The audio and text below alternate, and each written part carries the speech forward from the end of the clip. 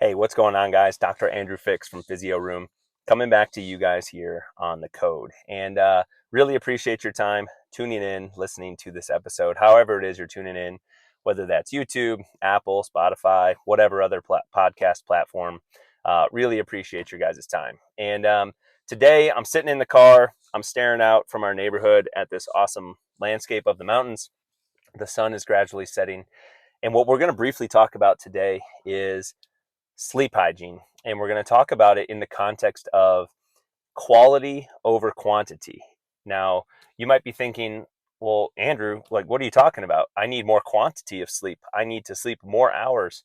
And I'd be right there with you guys. Even though our little guy sleeps great throughout the night, I still get less sleep now since we've had Aiden than I did before, because I'm trying to use that time after we put him to bed to get other things done that I was unable to get done during the day. Whereas prior to him joining us, I was doing those things earlier in the day, and I could go to bed earlier. So I too would like to get more quantity of sleep. But what we're talking about now is quality over quantity. And what I mean is, if we have a client in the office, and this is where this podcast conversation is coming from, is I had a conversation with somebody earlier today, and we were trying to figure out how we could improve his sleep quality, right? Because he's a busy father, he's got a job, he's a husband. There's only so many hours in the day. And, I'm not trying to get him to make 26 hours out of a 24-hour day so that he can get 2 hours more of sleep per night. As awesome as that would be, it's not possible, right? So what can we do? Well, let's take the same 24 hours. Let's not change anything else about the rest of the day that he's doing. Let's just try and see how we can optimize the quality of his sleep and make better use of the time that he already is spending, make that more efficient, make that higher quality so that he feels better, he gets better quality. There's the word again, like he gets better sleep, not necessarily more sleep. And if he sleeps better, he will feel better. And then naturally what ends up happening is when somebody starts sleeping better, they feel better, and then they want more of it. And then there's some strings that we can pull in terms of like, okay, now where can we snag an extra half an hour from? Well, maybe if you are sleeping better, you're going to be able to be more productive, get more things done throughout your day. Maybe you'll want to go to bed earlier, or maybe you'll have the time to go to bed earlier because you were making decisions faster, your fitness exercise routine was more efficient, you got your work done faster because you're more mentally clear because you were sleeping better. So let's talk about what we boiled this conversation down to with this particular gentleman. And there's a couple other episodes on this podcast very, very early on from a few years ago when we started this. I know one of them for sure is episode number 4, and it's called The Code to Sleep Hygiene. So if you've not listened to that one, please go back and do it. It's an awesome recap of a great book called Why We Sleep. But what we're going to talk about today that we had in this conversation was in no particular order, but it was number 1, consistency in your schedule. So when you are going to bed, when you are waking up, if at all possible, we want to have those times be as consistent as they can, like within a handful of minutes, plus or minus, 15 minutes or so on either end, 30 at the most. So like, for example, if I go to bed at 9:30 p.m., for example, I want to try to keep that between the hours of 9 and 10 if I can. Because if you can get your body and your rhythm to start to get used to, this is the time that I go to bed, your body, your mind, your brain is going to start to get ready for, this is my rest time. Same thing on waking up. If you set the alarm every single day for the same time, no matter if it's the weekend, no matter if your work starts at 7, 8, 9, just like set it the same time every single day, your body, your brain is going to start to get used to, this is the time that I wake up. This is when I need to be productive so that it can get into that rhythm. The hardest thing, one of the hardest things for our body to do is if those times of going to bed and waking up are all over the place, your body doesn't know when it's supposed to wake up, when it's supposed to wind down. If we are just all over the spectrum throughout the week, Monday we do this, Tuesday we do this, Thursday night's my bowling league, so I go to bed at a different time. And if these numbers are all over the clock, of course your body's going to have a hard time.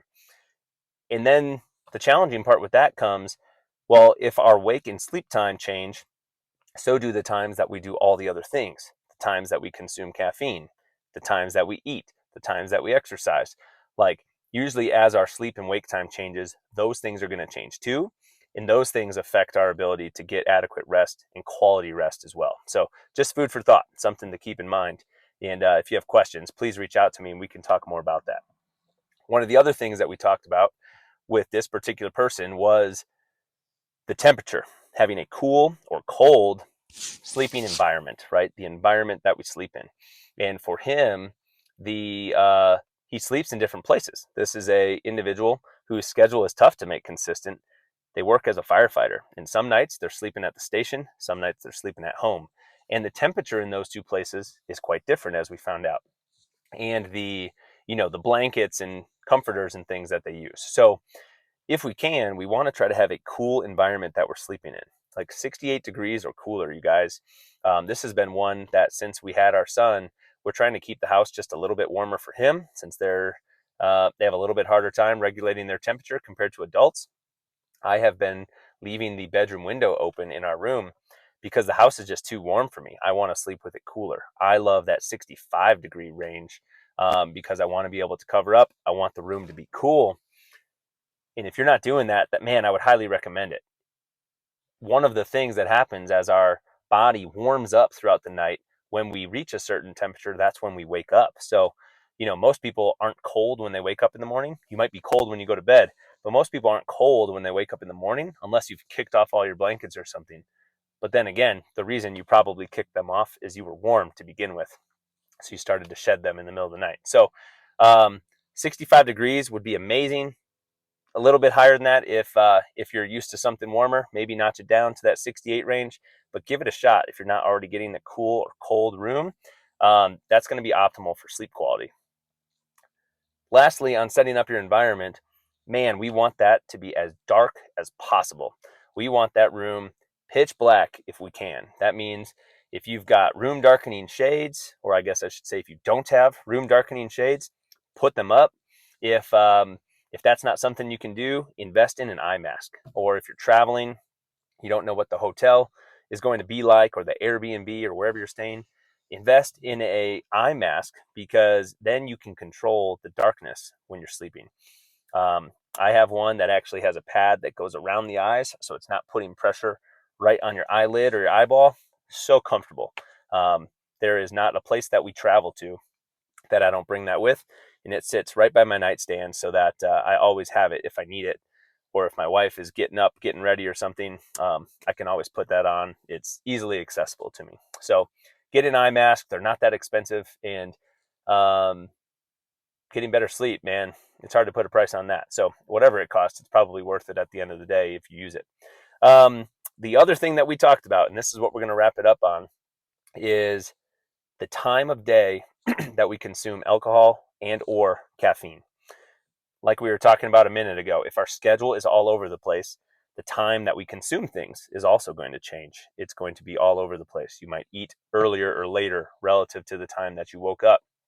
Well, most of the time, if people are going to consume alcohol, what we tend to find in our society is that happens later in the day.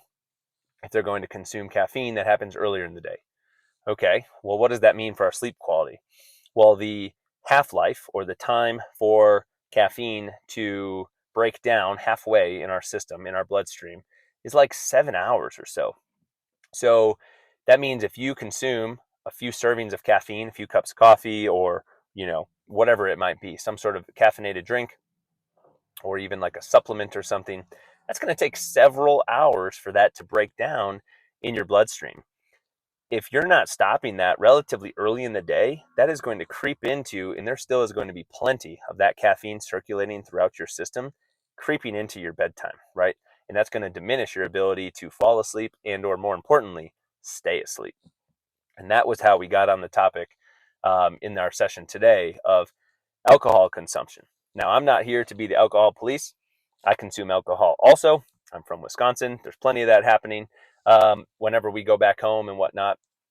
And just as much as the next person, I like to have a drink occasionally. Now, I'd be also the first to sit here and tell you that that's probably not good for you. So if you can avoid alcohol altogether, great. And that's probably the healthier thing to do and probably what I should be recommending to you.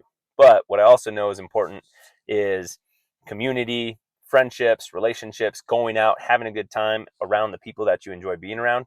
Sometimes there's going to be a drink or two involved with that, and I understand that. And I'm going to do the same thing. So that being said, when you consume it, can play a huge impact on your sleep quality. Um, I've been wearing these wearable, style devices, Whoops, different watches and things for quite a while. And what I tend to see is if I have a drink after 5 p.m., that seems to creep into my night's sleep and increases my breathing rate, increases my heart rate, lowers my recovery score the next day. If I have a drink or two early in the day, say it's brunch or say it's lunchtime or something like that, and that is several hours away from when I went to bed, more than like 4 hours or so, it does not seem to play as significant of a role. So who this really comes into play for is those folks who, with dinner, particularly a late dinner, with dinner or after dinner, you're having a glass of whiskey, you're having some bourbon, you're having a glass of wine or two, or a beer or whatever your style is. And then within, an hour or two or three, you're going to bed. You can bet that that's going to be playing an impact on your sleep quality that night. You might fall asleep fine because those things, alcohol can make you drowsy, right? It is a downer after all. But what it doesn't do, it does us no favors when it comes to the quality of our sleep, staying asleep, getting into those deeper stages of sleep, REM stages and whatnot. And man, if you need more information on that, again, that book that I referenced in podcast episode 4 here on the code would be phenomenal for that. They go into that way more in depth than we have the time to get into today. But if you did nothing else, if you did those 4 things, stop your caffeine early in the day, like before the first half, try whenever possible not to consume alcohol late in the day, close to that bedtime, get consistent with your schedule, pick one. Either wake up at the same time or go to bed at the same time. As soon as you can build a habit of that, then worry about the other one. Make your environment dark as you possibly can. Eye mask, darkening shades, something like that. Cover up those lights, right? Like I use an alarm clock radio. Cover up the light on that alarm clock so that that red or blue or whatever color it is not shining out into your room. I mean, heck, I even have a piece of black electrical tape that I've put over this bright green light on our smoke detector on our ceiling because I'm so anal about keeping it dark. And then I think the other thing that I didn't say here in this recap was make the temperature cool, right? Crack open the window if the heat's going on.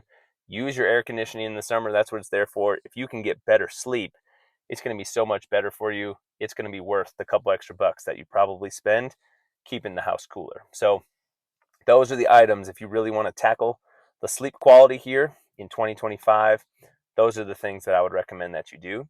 And try and make the time that you have to sleep as high of quality as possible so that you don't have to worry about just getting more and more and more of it, because more shitty sleep is probably not going to make you feel good like just making the quality of what you're already getting better. So I would start there, tackle that. Those are like cost-free things that pretty much anyone can do, or very minimal cost. Buying an eye mask or something takes you no time to implement those things.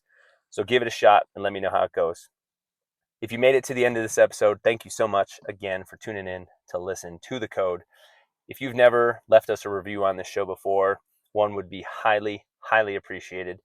Scroll to the review section on whatever podcast platform you're on, or like our video here on YouTube.